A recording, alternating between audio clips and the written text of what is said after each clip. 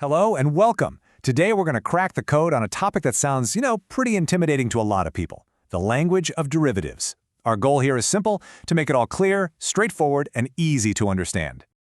Have you ever been watching financial news or maybe reading an article and they start throwing around terms like put options, futures contracts, or hedging, and your brain just kind of shuts down?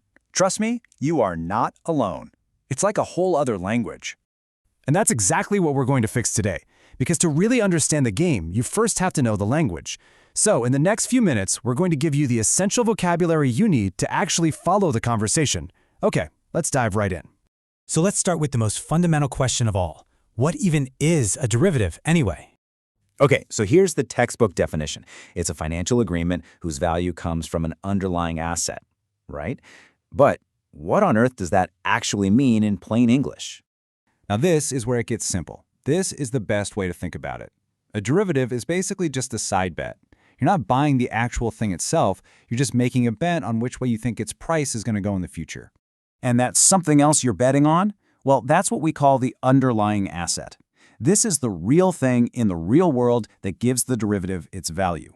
It could be a share of Apple stock, a barrel of oil, or even the whole S&P 500 index. So now that we know what a derivative is, let's look at the two main flavors these contracts come in. Okay, this is probably the most important distinction to get. A futures contract is an obligation. You are locked in. You have to buy or sell that asset at a set price on a set date. An options contract, though, is completely different. It gives you the right, but not the obligation. It's a choice. You have the option to do it or not. And options themselves come in two simple flavors. A call option gives you the right to buy the asset. A put option gives you the right to sell it. Easy way to remember it, you call something up to you to buy it, and you put it down to sell it. Okay, perfect. Now that we know the big picture types, let's pop the hood and look at the nuts and bolts, the specific terms you'll find written inside one of these contracts. First up is the strike price. This is simply the price that's written right there in the contract. It's the fixed, pre-agreed upon target price. It's the number that the whole deal revolves around. And every single one of these contracts has a shelf life. The expiration date is exactly what it sounds like. It's the final day that the contract is still valid. For an option, that's your absolute deadline to decide if you're going to use your right to buy or sell. So you're probably thinking, if an option gives you this incredible right without any obligation, what's the catch?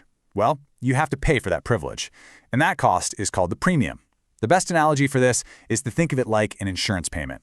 You're paying a small fee to give yourself an opportunity or to protect yourself from risk. All right, you get the contract, you know the different parts, so now let's talk about what traders actually do with them, the moves they make in the market. It really boils down to two basic directions. If you're bullish, you think the price is going to go up, so you take a long position by buying a contract. If you're bearish, you're betting the price is going to go down, so you take a short position by selling one. Simple as that. Now, because you can control a really large position with a pretty small amount of money, your broker needs you to have some skin in the game. This is called margin. Think of it as collateral or a good faith deposit that proves you can cover any potential losses. And the process is pretty straightforward. First, you have to post an initial margin just to get the trade started. Second, your account has to stay above a certain minimum level to keep the position open. Because if your trade goes against you and your balance drops too low, you get the dreaded margin call, which is basically your broker telling you to add more money right now or they're going to close your position for you. So we know the mechanics, we know the positions, we know about the collateral, which all leads to the big question, why do people use these complex tools in the first place? Let's look at the core strategies and, of course, the risk. This table breaks down the three main reasons. First, you have hedging. This is a defensive move. It's like buying insurance to protect your investments from potential losses. It's lower risk. Then you've got the complete opposite, speculation. This is pure offense. It's making a high-risk bet, hoping for a really big payoff. And finally, there's arbitrage, which is a bit more complex. It's about finding tiny price differences between markets to make a lot of small, low-risk profits. Now, when it comes to options specifically, you're going to hear people talk about the Greeks. And I know, that sounds incredibly intimidating, but don't let it scare you.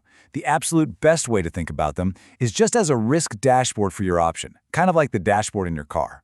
So let's just glance at that dashboard. Delta is like your speedometer for price. It tells you how much your option's price will move when the underlying asset moves. Gamma tells you how fast delta itself is changing. Theta. Think of theta as a countdown clock. It measures how much value your option loses every single day just because time is running out. That's called time decay. And vega tracks how sensitive your option is to big swings in the market, what we call volatility. And finally, rho measures sensitivity to interest rates. See? They're just different gauges for different kinds of risk. Whew. Okay, we have covered a lot of ground. We've gone from the very basic definition of a derivative all the way to that complex risk dashboard of the Greeks. We have officially gone from lingo to confidence.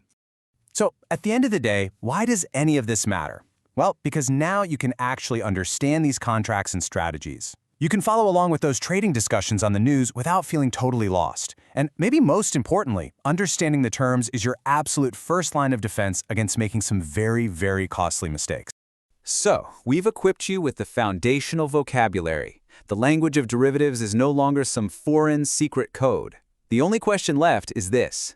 Now that you speak the language, what are you going to do with it?